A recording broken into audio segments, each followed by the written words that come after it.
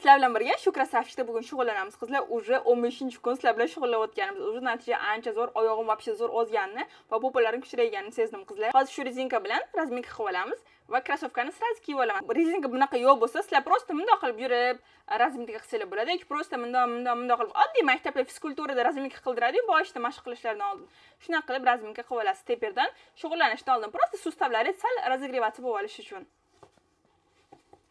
Mana shu sonti qatoriga qilib olaman. Bundoq qilib chetga yuraman. 10 minut yuramiz. Mana vaqtga qaradik. 17:18 bo'ldi hozir qizlar. Xudo xolisa 10 minutdan keyin vaqtni ko'rsataman. Sizlar bilan razminka qilganimni ko'rsataman.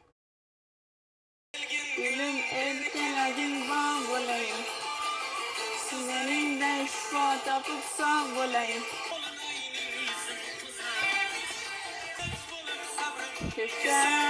Xonzoda qiz taxtingga yelka tutay yo'q dema.